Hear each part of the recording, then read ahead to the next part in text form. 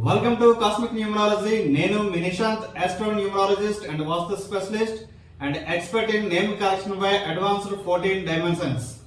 ఈ రోజు మన టాపిక్ ఏంటంటే అదృష్ట సంతానం.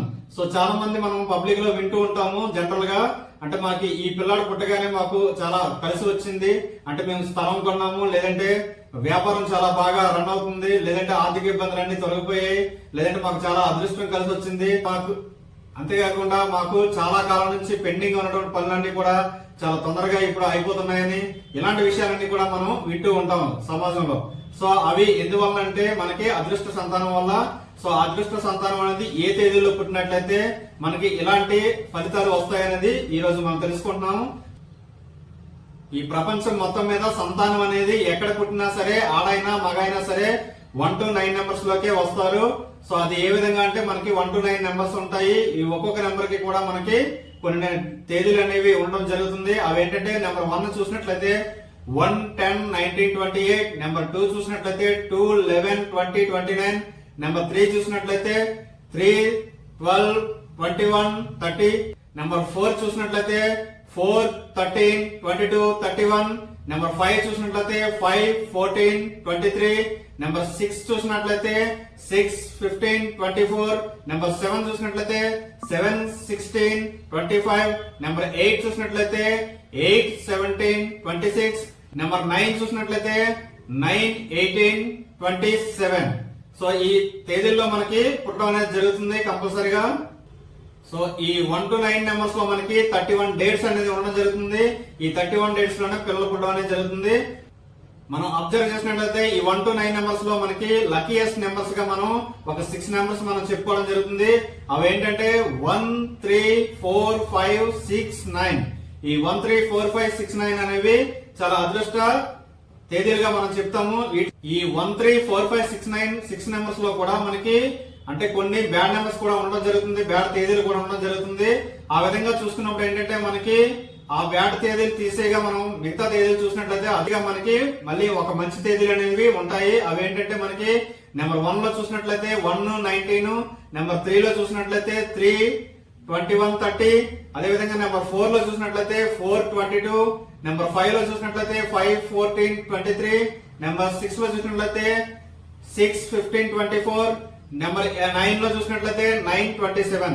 సో ఈ 15 నెంబర్స్ ని కూడా మనం చాలా బెస్ట్ తేదీలుగా మనకి పిల్లలు పుట్టినట్లయితే, ఈ తేదీలో పిల్లలు పుట్టినట్లయితే మంచి యోగం తల్లిదండ్రులకి కలిగిస్తానే మనం చెప్పవచ్చు.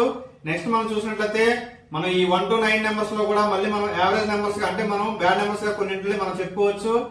ఈ తేదీల్లో ఎవరికైనా పిల్లలు పుడితే వాళ్ళకి చెడు కలిగే అవకాశం ఉంటుంది.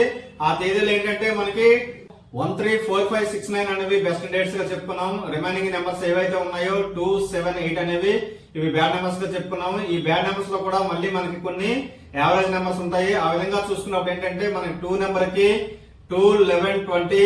అదే విధంగా మనకి 4 లో మనకి ఏంటంటే 4 నెంబర్ మంచిదైనప్పటికీ కూడా 31 ని మనం యావరేజ్ నెంబర్ గా తీసుకుంటాము.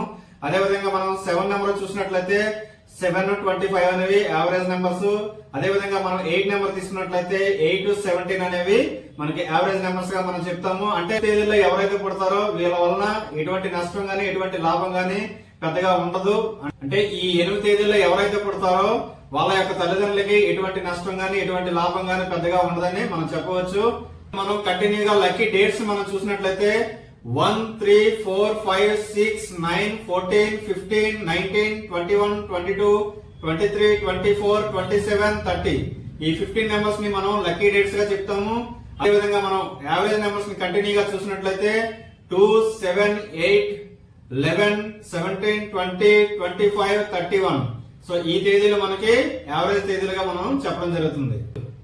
సో ఇప్పుడు మనం చూసాము మనకి బెస్ట్ తేదీలు అయినటువంటి గుడ్ డేట్స్ అయినటువంటి లక్కీ డేట్స్ అయినటువంటి మనం 15 నెంబర్స్ చూసాము. ఈ 15 తేదీల్లో ఎవరైనా పుట్టినట్లయితే కనుక, ఈ 15 డేట్స్ లో ఎవరైనా పుట్టినట్లయితే కనుక వాళ్ళ తల్లిదండ్రులకి అకస్మాత్తుగా ఏదో ఒక మంచి జరగడం అనేది జరుగుతూ ఉంటుంది. అయితే ఇవి ఎంత మంచి డేట్స్ అయినప్పటికీ కూడా ఈ 15 డేట్స్ మనం అబ్జర్వ్ చేసినట్లయితే చాలా మంచి డేట్స్ అని మనం చెప్పుకున్నాం కదా, అబౌవ్ 15 డేట్స్ ను. ఈ 15 డేట్స్ ఎంత మంచి డేట్స్ అయినప్పటికీ కూడా పిల్లలు పుట్టినప్పటికీ కూడా కొంతమందికి ఎటువంటి ఎఫెక్ట్ అనేది మంచి ఫలితాలు అనేది రావడం జరుగుతూ ఉండదు.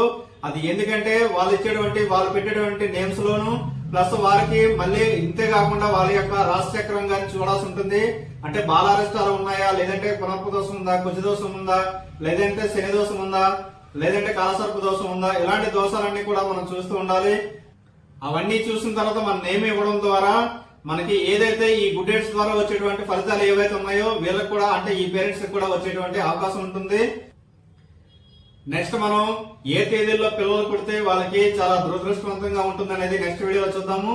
సో ఇదండి ఈ రోజు న్యూమరాలజీ. ఈ వీడియో మీకు నచ్చినట్లయితే లైక్ చేయండి, షేర్ చేయండి, కామెంట్ చేయండి. Thank you one and all.